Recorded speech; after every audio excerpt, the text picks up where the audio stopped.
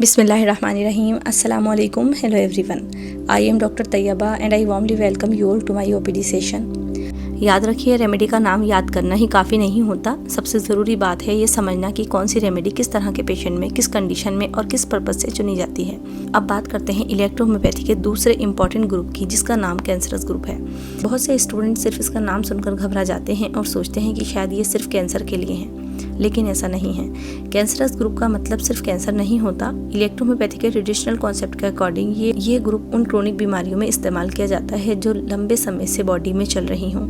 आइए अब इसकी रेमेडीज़ को एक एक करके समझते हैं। सबसे पहले है C1। अगर कोई बीमारी बहुत समय से चली आ रही है और बॉडी अंदर से वीक महसूस कर रही है तो C1 को ऐसी क्रोनिक कंडीशन में याद रखा जाता है। अब बात करते हैं C2 की। अगर बॉडी में ग्लैंड्स बहुत ज़्यादा हार्ड हो जाएं, बहुत ज़्यादा सूजन हो या किसी जगह हार्ट स्वेलिंग महसूस हो तो C2 का नाम सामने आता है। अब बात करते हैं C3 की।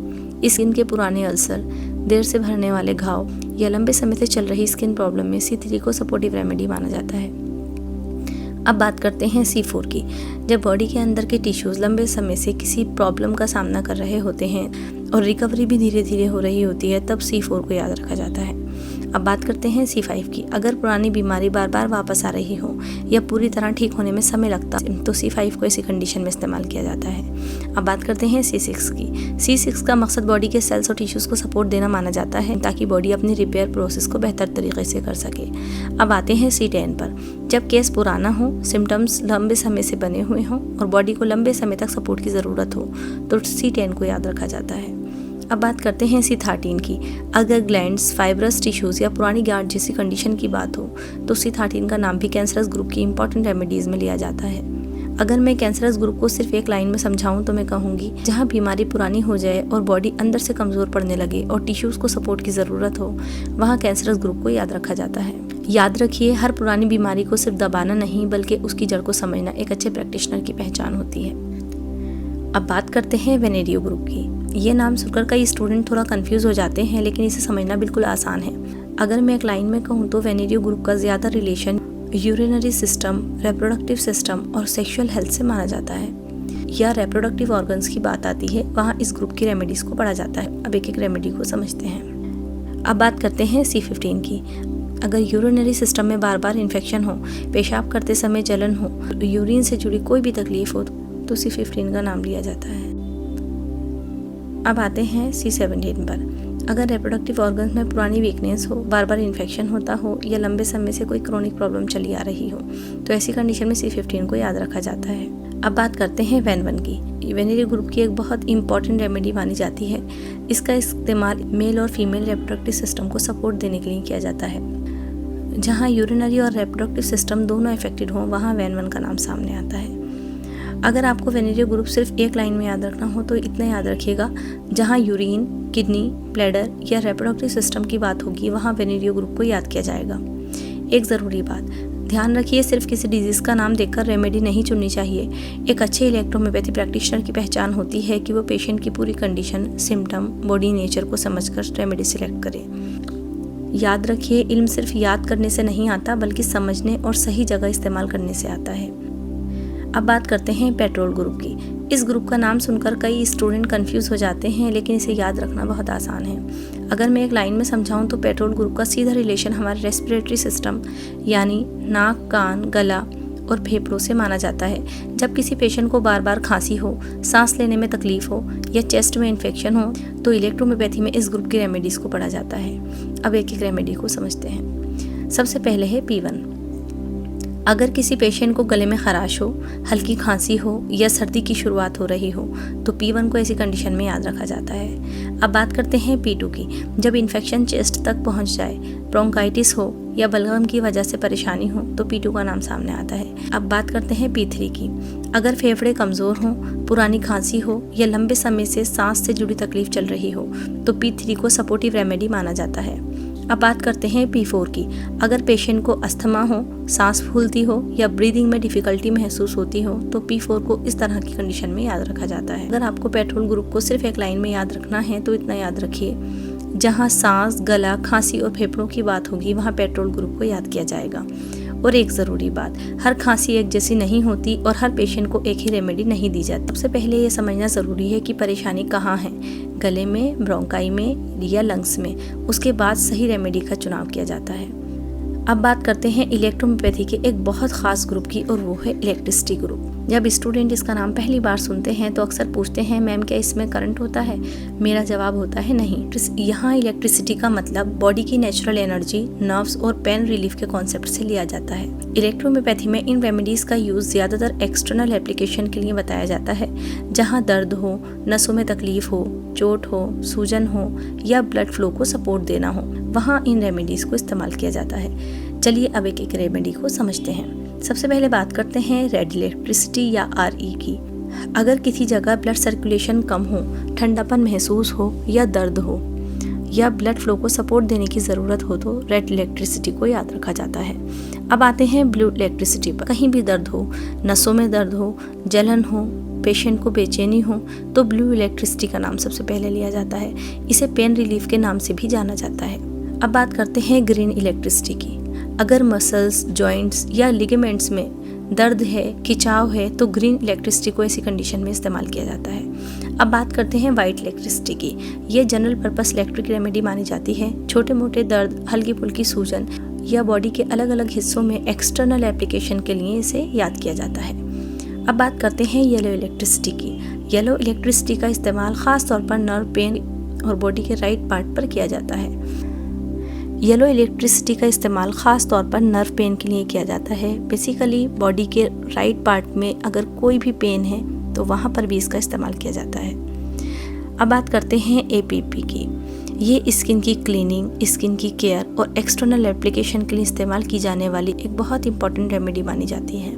कई प्रैक्टिशनर्स इसे स्किन को क्लीन रखने और लोकल केयर के लिए भी यूज़ करते हैं। अगर आपको पूरा इलेक्ट्रिसिटी ग्रुप एक लाइन में याद रखना हो तो बस इतना याद रखिएगा, जहाँ दर्द हो, नसों की परेशानी हो, सूजन या एक्सटर्नल सपोर्ट देना हो, वहाँ इलेक्ट्रिसिटी ग्रुप को याद किया जाता है। और एक ज़रूरी बात हमेशा याद रखिएगा, इलेक्ट्रिक रेमेडीज़ का सही चुनाव इस बात पर डिपेंड करता है कि दर्द किस तरह का है, कहाँ है और उसकी वजह क्या है। इसलिए बिना पेशेंट की पूरी कंडीशन समझे किसी भी इलेक्ट्रिक रेमेडी का चुनाव नहीं करना चाहिए। और एक बात याद रखिएगा, अच्छा डॉक्टर वही होता है जो हर रेमेडी को सिर्फ नाम से नहीं बल्कि उसके सही मकसद से पहचानता हो।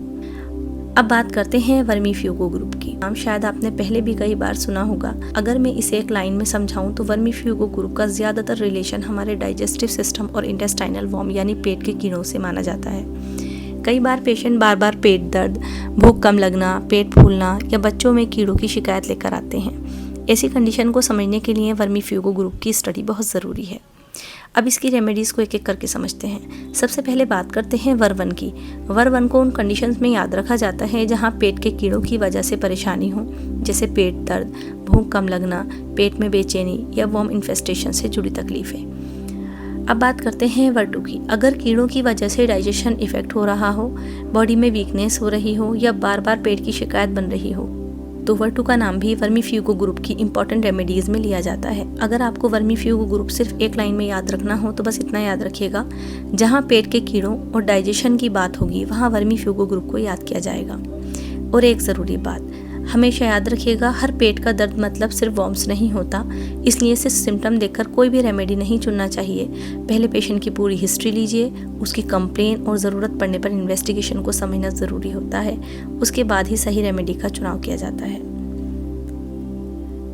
अब बात करते हैं फेब्रिफ्यूगो ग्रुप की। जैसा कि इसके नाम से ही थोड़ा अंदाज़ा लग जाता है, ये ग्रुप ज़्यादातर फीवर यानी बुखार से जुड़ी कंडीशंस के लिए जाना जाता है। लेकिन एक बात हमेशा याद रखिएगा, हर फीवर एक जैसा नहीं होता। किसी को वायरल फीवर होता है, किसी को बैक्टीरियल इन्फेक्शन होता है, तो किसी को सीजनल फीवर होता है, तो किसी को बार बार फीवर आता रहता है। इसलिए फीवर की वजह समझना बहुत ज़रूरी है। इसी सोच के साथ इलेक्ट्रोहोम्योपैथी में फेब्रिफ्यूगो ग्रुप को पढ़ाया जाता है। अब इसकी रेमेडीज़ को समझते हैं। सबसे पहले बात करते हैं F1 की। अगर पेशेंट को अचानक बुखार महसूस हो, बॉडी में दर्द हो या ठंड लग रही हो तो ऐसी कंडीशन में F1 को याद रखा जाता है। अब बात करते हैं F2 की। अगर फीवर बार बार वापस आ रहा हो, इन्फेक्शन की वजह से लंबे समय तक बना रहे या रिकवरी धीरे धीरे हो रही हो तो F2 का नाम फेब्रिफ्यूगो ग्रुप की इंपॉर्टेंट रेमेडीज़ में लिया जाता है। अगर आपको फेब्रिफ्यूगो ग्रुप को सिर्फ एक लाइन में याद रखना हो तो इतना याद रखिएगा, जहां फीवर, इन्फेक्शन और बॉडी की गर्मी की बात होगी वहां फेब्रिफ्यूगो ग्रुप को याद किया जाएगा। और एक ज़रूरी बात, एक बात मैं अपने सभी स्टूडेंट से हमेशा कहती हूँ, बुखार अपने आप में कोई बीमारी नहीं होता, बल्कि एक सिग्नल हो सकता है कि बॉडी के अंदर कुछ ना कुछ चल रहा है। पर कम करना ही काफ़ी नहीं है, बल्कि उसकी वजह को समझना भी उतना ही ज़रूरी है। याद रखिए, जो स्टूडेंट बीमारी की वजह समझ लेते हैं वो सही रेमेडी चुनने की तरफ पहला कदम बढ़ा देते हैं। अब बात करते हैं एंजियोटेको ग्रुप की। अगर मैं आपसे पूछूं कि हमारे बॉडी में ऑक्सीजन, न्यूट्रिशन और हर ज़रूरी एलिमेंट हर सेल तक कौन पहुंचाता है, और ब्लड सर्कुलेशन को सपोर्ट करने के लिए इलेक्ट्रोहोम्योपैथी में एंजियोटेको ग्रुप को बहुत ही अहम माना जाता है। अगर हार्ट सही काम कर रहा है तो ब्लड सही तरीके से पूरे बॉडी में पहुंचेगा, बॉडी के बाकी ऑर्गन्स भी बेहतर तरीके से अपना काम करेंगे। इस ग्रुप की रेमेडीज़ को समझते हैं। सबसे पहले बात करते हैं A1 की। A1 को ब्लड वेसल्स, खासकर आर्टरीज को सपोर्ट देने वाली रेमेडी के रूप में पढ़ाया जाता है। जब ब्लड का फ्लो ठीक रखना हो तो A1 को याद रखा जाता है। अब बात करते हैं A2 की। A2 का रिलेशन ज़्यादातर वेन्स यानी नसों से माना जाता है। अगर ब्लड रिटर्न सही ना हो या सर्कुलेशन से जुड़ी कोई भी प्रॉब्लम हो तो A2 का नाम सामने आता है। अब बात करते हैं A3। A3 इस ग्रुप की सबसे इम्पॉर्टेंट रेमेडीज में से माना जाता है। जब बात हार्ट की हो, हार्ट फंक्शन को सपोर्ट देने की हो या ब्लड सर्कुलेशन को बेहतर बनाए रखने की हो तो A3 को याद रखा जाता है। अगर एंजियोटेको ग्रुप को सिर्फ एक लाइन में याद रखना हो तो इतना याद रखिएगा, जहां हार्ट, ब्लड और ब्लड सर्कुलेशन की बात होगी वहां एंजियोटेको ग्रुप को याद रखा जाएगा। एक ज़रूरी बात, मैं अपने स्टूडेंट से हमेशा एक बात कहती हूँ, सिर्फ हार्ट को देखना ही काफ़ी नहीं होता, बल्कि पूरे ब्लड सर्कुलेशन को समझना भी उतना ही ज़रूरी है। क्योंकि अगर ब्लड सही तरीके से पूरे बॉडी तक नहीं पहुंचेगा तो कोई भी ऑर्गन अपना काम अच्छी तरह नहीं कर पाएगा। इसलिए एंजियोटेको ग्रुप इलेक्ट्रोहोम्योपैथी का एक बहुत इंपॉर्टेंट ग्रुप माना जाता है। याद रखिए, जब दिल मजबूत होता है तो पूरा जिस्म बेहतर तरीके से काम करता है, और जब इल्म मजबूत होता है तो आपका फैसला भी सही होता है। अगर आपको ये क्लास पसंद आई हो तो इसे अपने साथियों के साथ ज़रूर शेयर करें। अब हम बात करते हैं लिम्फेटिको ग्रुप की। अगर मैं आपसे पूछूं कि हमारे बॉडी का नेचुरल क्लीनिंग सिस्टम कौन सा है तो डेफिनेटली आपका जवाब होगा लिम्फेटिक सिस्टम। यही सिस्टम हमारे बॉडी से वेस्ट मटेरियल बाहर निकालने में, बॉडी की डिफेंस को सपोर्ट करने में और ग्लैंड्स को हेल्दी बनाए रखने में अपना अहम रोल प्ले करता है। इसी वजह से इलेक्ट्रोहोम्योपैथी में लिम्फेटिको ग्रुप को भी बहुत इंपॉर्टेंट माना जाता है। अब बात करते हैं इसकी रेमेडी की। सबसे पहले बात करते हैं L1 की। L1 को लिम्फेटिक सिस्टम की मेन रेमेडी माना जाता है। अगर लिम्फ ग्लैंड्स में सूजन हो, बॉडी में बार बार इन्फेक्शन होने की वजह से लिम्फेटिक सिस्टम कमज़ोर महसूस हो रहा हो या बॉडी की नेचुरल क्लीनिंग प्रोसेस को सपोर्ट देने की ज़रूरत हो तो L1 को याद रखा जाता है। कई बार स्टूडेंट मालूम करते हैं कि मैम L1 को इतना इंपॉर्टेंट क्यों माना जाता है। मैं हमेशा यही कहती हूँ, अगर बॉडी का ड्रेनेज सिस्टम ही सही तरीके से काम नहीं करेगा तो बॉडी के दूसरे सिस्टम पर भी उसका इफेक्ट दिखाई देगा।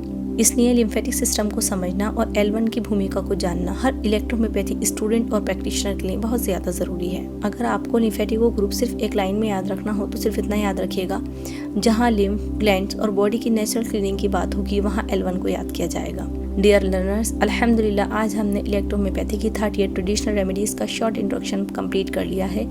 ये सिर्फ शुरुआत है। अब हमारी अगली क्लासेस में हम हर रेमेडी को अलग अलग डिटेल में पढ़ेंगे, उसका कॉन्सेप्ट, उसका एक्शन, सिलेक्शन, कॉम्बिनेशन और प्रैक्टिकल यूज़ भी समझेंगे। एक बात हमेशा याद रखिएगा, इल्म किताबों से शुरू होता है, लेकिन एक अच्छा डॉक्टर वही बनता है जो उस इल्म को सही समझ के साथ इंसानियत की खिदमत में इस्तेमाल करे। अगर आपको ये मास्टर क्लास पसंद आ रही हैं तो वीडियो को लाइक कीजिए, अपने दोस्तों और स्टूडेंट्स के साथ ज़रूर शेयर कीजिए, और अगर अभी तक आपने हमारे चैनल को सब्सक्राइब नहीं किया तो अभी सब्सक्राइब कीजिए और बेल आइकन को ज़रूर प्रेस कीजिए ताकि आने वाली हर न्यू वीडियो का नोटिफिकेशन सबसे पहले आप तक पहुँच सके।